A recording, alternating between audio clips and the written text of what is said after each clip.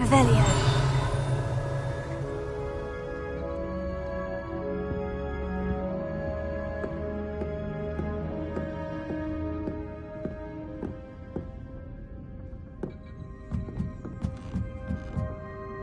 Mrs. Rabe should be nearby.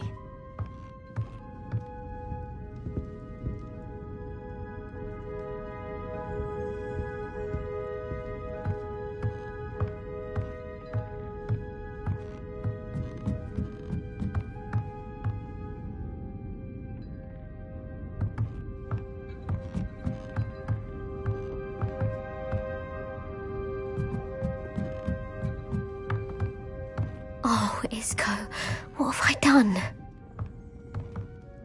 Mrs. Rabe, I wondered if I might speak with you about Theophilus Harlow.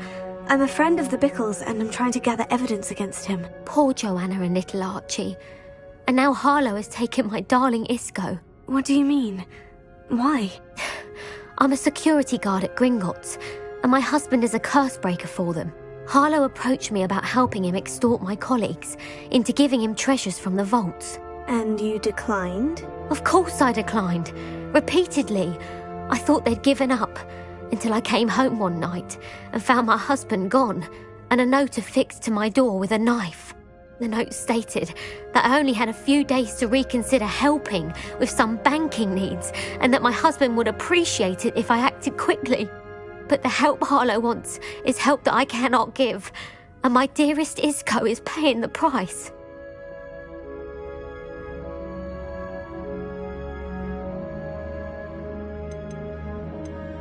Why wouldn't Harlow extort your husband? Isco's job is even more removed from the vaults than mine. He travels the world for the bank. He could do nothing for Harlow. I'm the one in the bank on a daily basis, which evidently makes me an enticing target for blackmail. Have you helped Harlow since your husband was taken? No, I'm worried sick about Isco, but he'd never want me to compromise my integrity. I also know that he's extremely clever. That said, I was hoping he would have escaped by now. It makes me concerned as to why he hasn't. Are you sure the note means that your husband was kidnapped? What else could it possibly mean? Besides, I came home to find that someone had trampled the daisies in our garden. It may sound silly, but those were Isco's pride and joy. He would never have let that happen.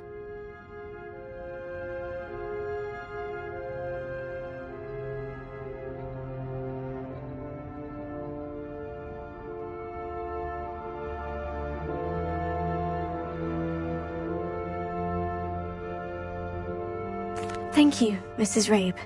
Knowing the lengths that Harlow will go to is helpful, albeit more than disturbing. Mr. Bickle was trying to help us, but now he's gone. I don't know what to do. I shall do all I can to get evidence against Harlow, Mrs. Rabe. Very well. Here's the note I received. You must be careful as well. Please don't put yourself in danger.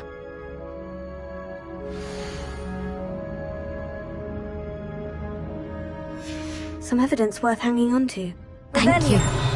I hope it's not too late. Now to find Mr. Bickle's other two friends.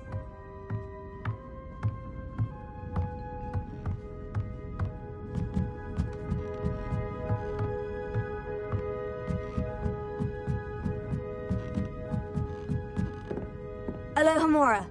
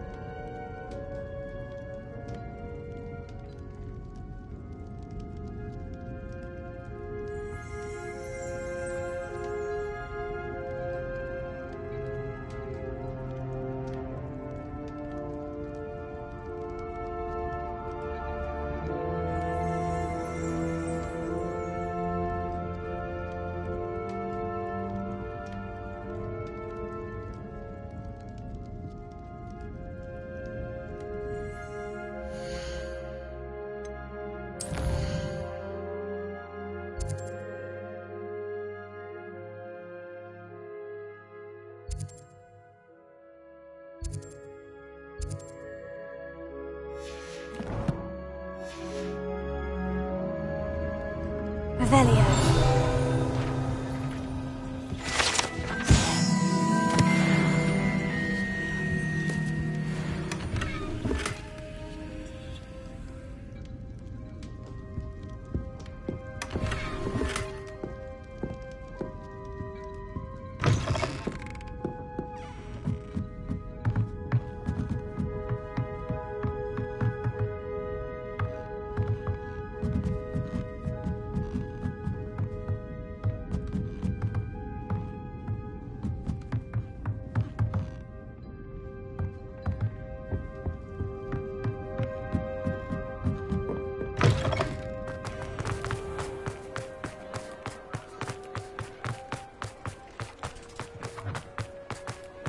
Otto Dibble works at Gladrags. I should check there.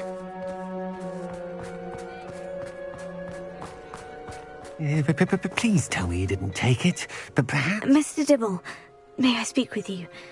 It's about Theophilus Harlow. I've nothing to say about him.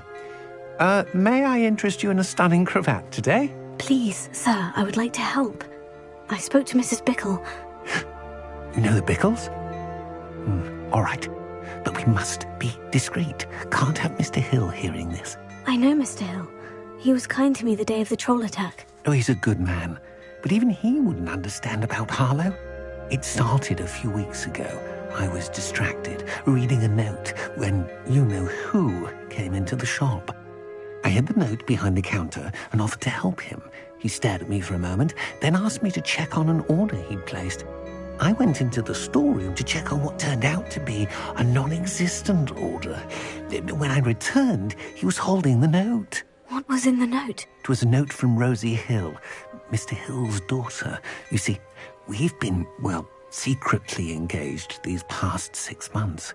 We haven't told Mr. Hill yet.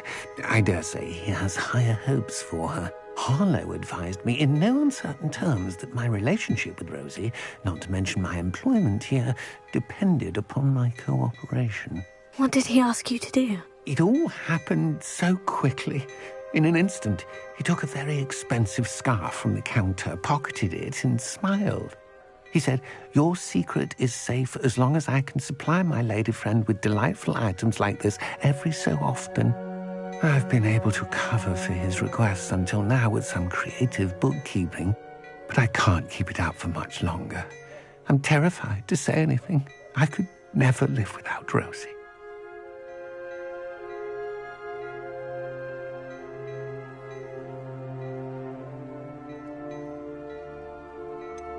Could you give me a bit more detail about the note that might help me to identify it should I come across it? It's on Rosie's special pink stationery. It has her monogram at the top, RH. That's how Mr. Hill would know it was real.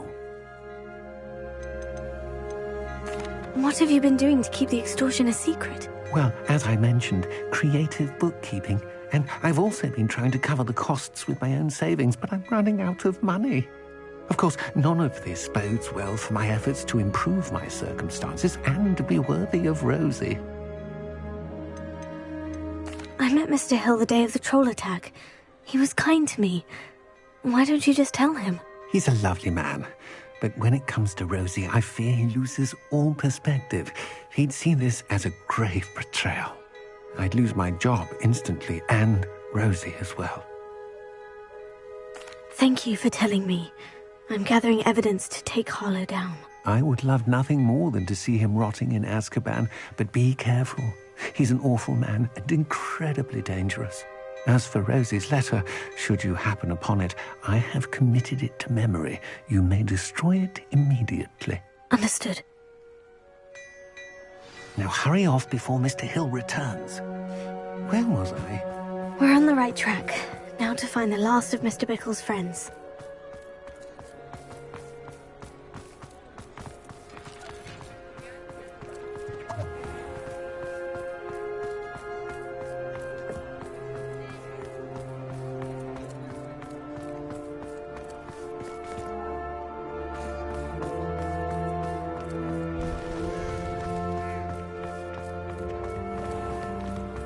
Flippender might seem like harmless fun.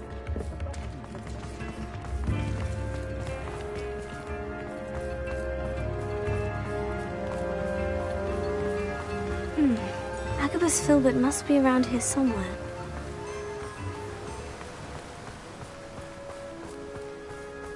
Hello there. Excuse me, Mr. Filbert. I wondered if I might speak with you about your dealings with Theophilus Harlow.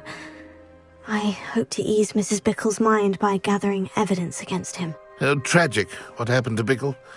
He wanted me to speak out against Harlow for an act of violence committed against me. But I feared Harlow's retaliation, and so I refused.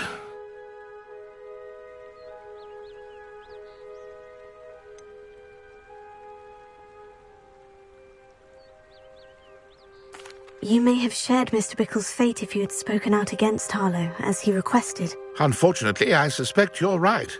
You said that Harlow committed an act of violence against you.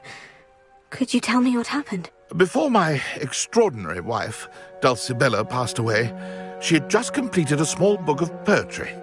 As a surprise for her birthday, one she never had the chance to celebrate, I had the book beautifully bound and plated in gold. One day, Harlow came calling to punish me for having spoken out against the Neanderthals that comprise Rookwood's lot. Before I knew it, I'd been petrified, and Harlow was rifling through my home. He found the book of poetry, with its exquisite gold plating. I watched helplessly, lying there in my entranceway as he walked away with the book, laughing as he went. I was shaken to my core, still am, to be